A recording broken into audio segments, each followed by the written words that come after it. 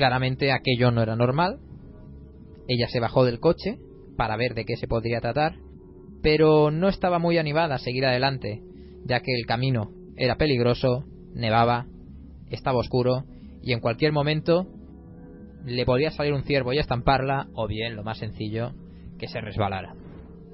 Pero no, ni lo uno ni lo otro. Se quedó cerca del coche, pero sí que salió algo a su encuentro. Ella, ensimismada, preguntándose qué podían ser aquellas luces, se había olvidado de todo su entorno. Y desde su derecha, desde el bosque, desde los árboles, emergió un ser, o al menos algo que podríamos denominar ser. Me estoy refiriendo a una figura luminosa de pequeño tamaño que se dirigía a su posición levitando. Aquello no era un humano, aquello no tenía piernas, tampoco tenía brazos. Sí que podríamos decir que tenía una cabeza definida, sujetada al tronco con lo que parecía ser un cuello. Era como una especie de torso con cabeza flotante y luminoso.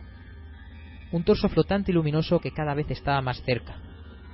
Cuanto más se le acercaba, más podía apreciarlo. Aquella figura, pese a tener lo que podríamos pensar que se trataba de una cabeza, no tenía ninguna característica facial, ningún rasgo facial apreciable. Es decir, no tenía ojos, no tenía orejas, no tenía nariz, no tenía boca. Y sí que pudo fijarse en que en su parte inferior parecía tener como una especie de protuberancia que a ella personalmente le recordaba a la cola de un pez, a la cola de una sirena. Algo que personalmente a ella, todo aquel ser, le recordaba a uno de aquellos humanoides luminiscentes de la película Cocoon. Una película que, por cierto, a mí de pequeño me da mucho mal rollo. Sí, a mí también. Pero no solo eso sentía cuanto más cerca estaba aquel ser, ya que, como digo, cuanto más se le acercaba al ser, más le invadía una extraña sensación de calor, de quizás también comodidad. Era como si aquel ser luminoso emitiera algún tipo de radiación que la calentara. Emocionalmente también. Un gusiluz. Un calorcito que imaginamos no le vendría mal, estando ella paralizada por el miedo, sintiendo mucho frío, no estando resguardada dentro de su coche.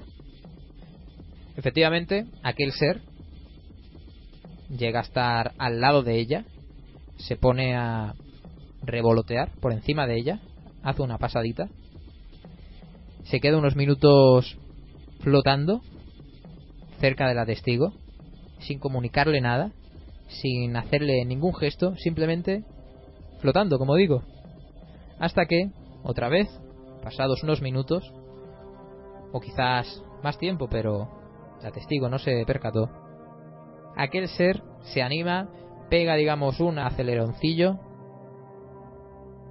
y se dirige hacia donde estaban aquellas luces, aquellas misteriosas luces, que, pasados unos minutos, se fueron apagando progresivamente hasta, quizás, perderse en las alturas.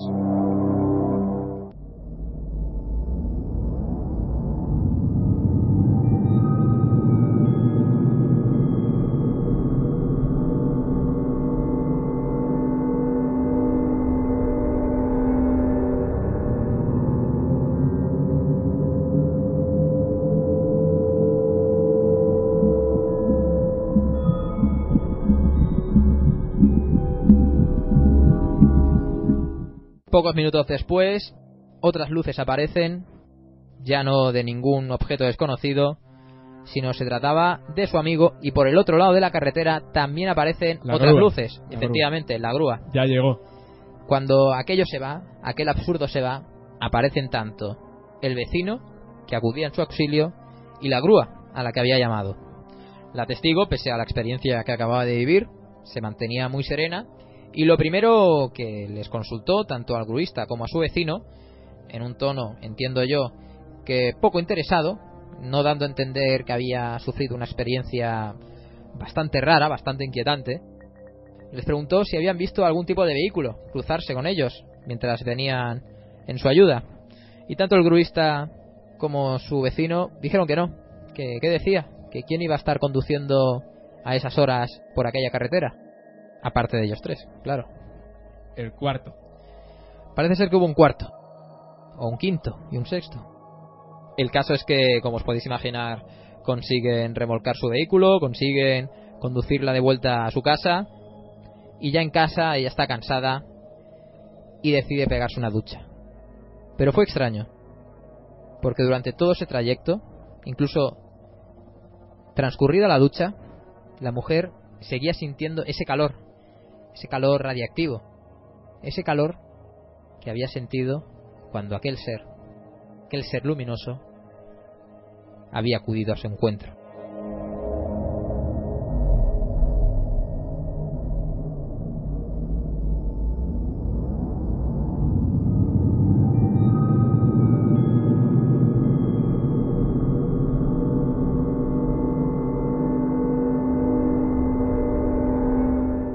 Y con este último caso, pues llegamos al final de las Crónicas Humanoides 2013.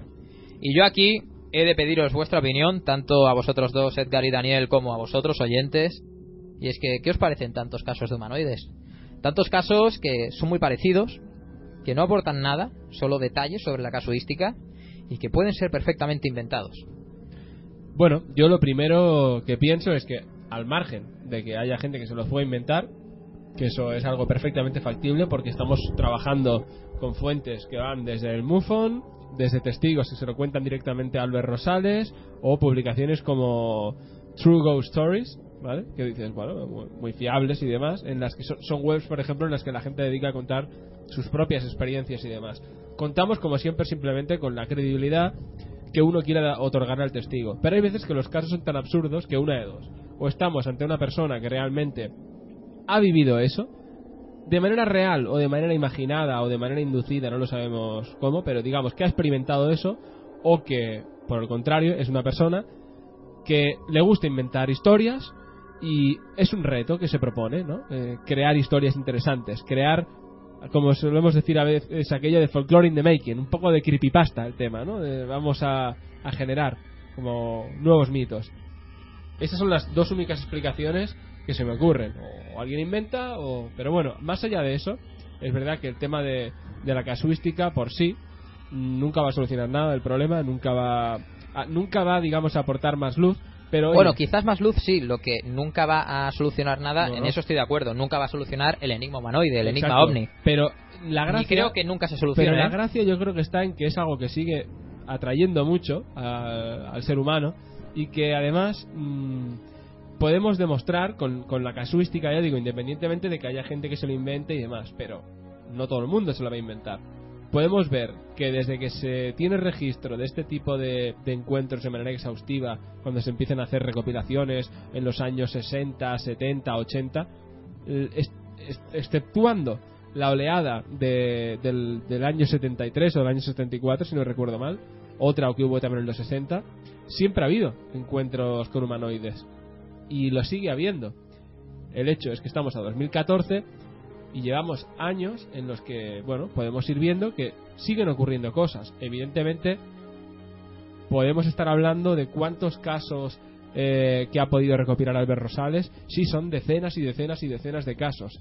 Pero tenemos que tener en cuenta también que somos 7.000 millones de personas en el mundo. Es decir, eso tampoco quiere decir que todo el mundo esté teniendo experiencias con humanoides cada día de la semana. Pero sí que podríamos decir que los casos de humanoides no han descendido con el tiempo. No, y siguen ocurriendo. Y probablemente todo apunta a que vayan a seguir teniendo lugar.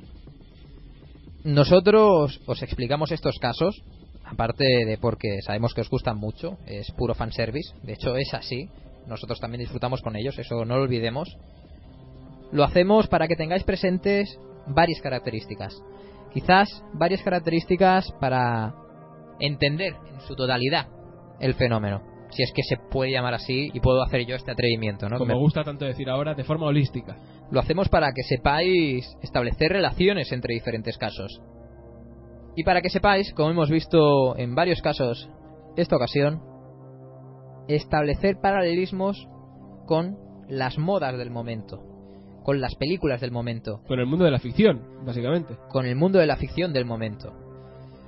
Zombies, vampiros que guardan tradiciones antiguas que se pusieron de moda hace poco con las películas de Déjame entrar. Casos para que los disfrutéis y sobre todo para que penséis. Estamos hablando de un fenómeno que vive de prestado, un fenómeno que entra en nuestras mentes, coge todo lo que está ahí a nivel visual y lo reproduce, sin más. O estamos hablando de la imaginación de la gente, que por algún motivo cobra materialidad en su realidad.